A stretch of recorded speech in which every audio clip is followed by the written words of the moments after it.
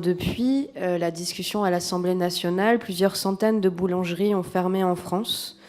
Sur ma circonscription, des villes de 10 000 habitants vont se retrouver sans commerce puisque les boulangeries vont fermer. Je vous parlerai de Yacine et de sa femme qui travaillent 80 heures par semaine, se payent un SMIC à 2 et vont arrêter. Sophie qui ne se paye plus depuis 1 an au moins.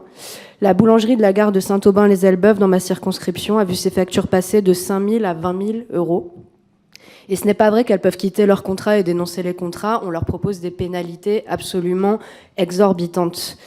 Il y a aussi évidemment des PME dans l'agroalimentaire, des PME dans l'industrie. Je vous avais déjà parlé de l'entreprise Velcorex en Moselle, qui est une des seules entreprises, en fait, qui est la seule entreprise qui fait du velours made in France aujourd'hui, qui investit des dizaines de millions d'euros dans des machines pour continuer à produire depuis 10 ans et qui va également mettre la clé sous la porte s'il ne se passe rien. Tous les jours, mais vraiment tous les jours, je reçois des dizaines de messages de petits commerçants en France qui regardent ce qui se passe au Parlement, qui suivent ce qui s'est passé au Sénat et qui attendent qu'on les sorte de cette situation. Et j'aimerais quand même rappeler que cette situation n'est pas normale. Parce qu'autant sur le gaz, on a un sujet puisqu'on importe le gaz, autant sur l'électricité, EDF produit 85% de l'électricité en France. L'État a racheté les actions, le coût de production, il faut l'écouter quand même, le coût de production électrique de l'électricité lissé sur 3 ans est de 70 euros le mégawattheure. Cette année, il était autour de 100 euros le mégawattheure. Ce n'est pas normal donc que nous voyions des contrats à plus de 1 000 euros le mégawattheure.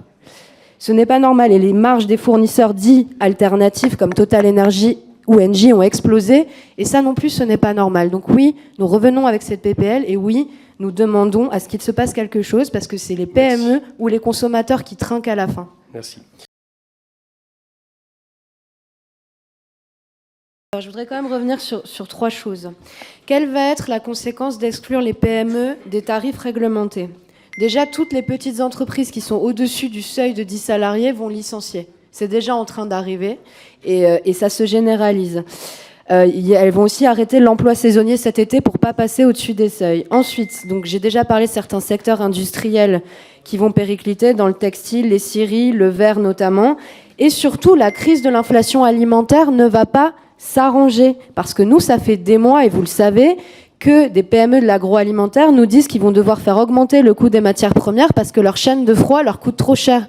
On a laissé aller l'inflation énergétique sur les entreprises et maintenant on se retrouve avec une inflation au supermarché absolument colossale. Et non, ça ne va pas. En France, hier, j'étais avec des salariés, par exemple, d'un centre de tri Amazon.